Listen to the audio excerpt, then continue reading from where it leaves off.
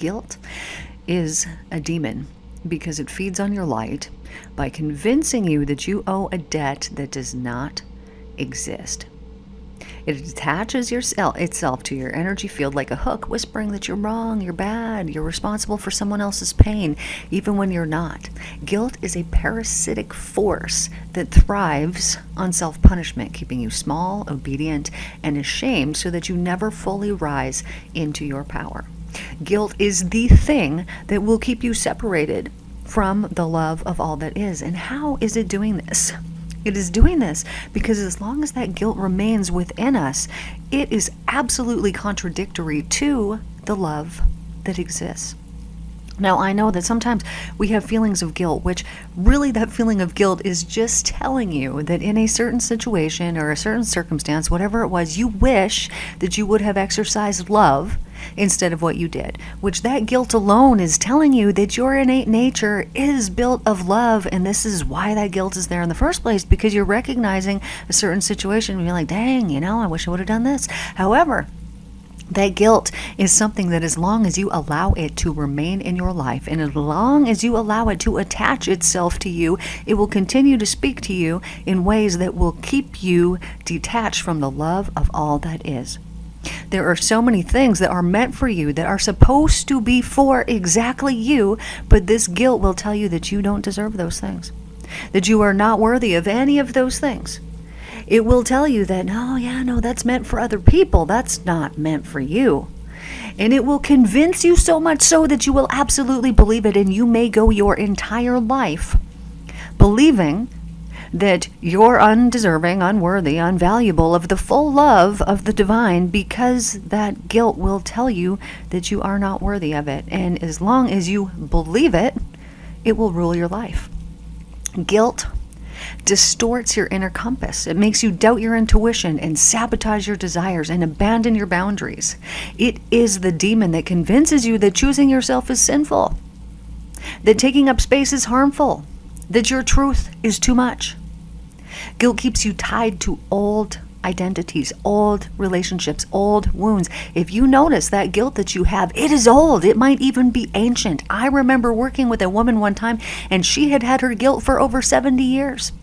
And it was something that was so minuscule that if you heard it, you would think, what? Oh, wow. And she felt so bad about that. But we are all different. And the things that we have done in our life affect us differently. And what might affect you in some way might not affect somebody else at all. And what affects that other person might not affect you at all.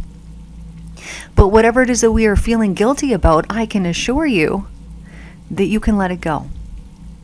And that it's no longer necessary in your life. Is letting go of that guilt going to make you do that same thing over again? No, you've already learned your lesson. You don't need the guilt to continue to remind you of what happened in that particular minute of your life, because that's all that it was, right? Guilt is not truth. It's not your soul. It's not your karmic, or it's not your karma. It's an energetic intruder born from conditioning, manipulation, generational programming. And it masquerades as morality. But when you remove it, you don't become selfish, you become liberated. You return to yourself, you return to alignment, you return to sovereignty, and the demon dissolves, because guilt can only survive when you forget who it is that you really are. And I know that we have spoken about forgiving demons in the past, and this came through powerfully for me several weeks ago, that this is the key. This is the thing that we need to be doing. And so today we are going to forgive that demon of guilt. Now, first of all, we need to have compassion for it. And why are we doing this? Why would we want to have compassion for something as awful as this, right? You would think, oh, why would I want to do that? Well, as long as we have the attitude of why would I want to do that, we are feeding it what it is made of. We are actually providing it its food. And so if you want to starve something out and this thing only eats raisins, well, you can't keep giving it raisins. You got to give it the opposite of what it is, so that you will starve it out and that you will take its charge away and that it can no longer have a hold on your life. So imagine this. You are the demon of guilt, and you have been separated from the love of all that is. And you know that it was actually you that made that choice. You as that demon decided, I can do better. I'm going to do better. And you left that love behind, only to discover that not only could you not do better, but this was a cage that you put yourself in for eternity. And of course, you're going to feel guilt because you understand the second that you did it that it was not the right thing. And you understood the second that you did it that, oh, that love that I thought was such this bad thing that I could overcome, that I could become better than, you understood that no, it was actually the most wonderful thing that exists in the entire universe, and you messed it up. Of course, you were going to feel guilty because that part of you, which what are demons? They are just certain energy frequencies. And that part is telling you you did something wrong. And that part is never going to relent. Why? Because it is in the darkness and it will never return to the light. And so it is suffering grievously and it wants to pull you down there with it so that it's not all alone. But here's what we're going to do. Demon of guilt, I understand. I compassionately forgive you. If I was in your situation, who knows what I would do? I might do exactly the same thing that you're doing because I wouldn't want to be alone and I wouldn't want to be lonely. And so I'm so compassionate toward you and I understand. And I absolutely forgive you. And we are going to do a prayer at this moment. Divine love, I'm asking that whoever is listening to this at this very moment, that you fill up their heart right now and that they feel it right now.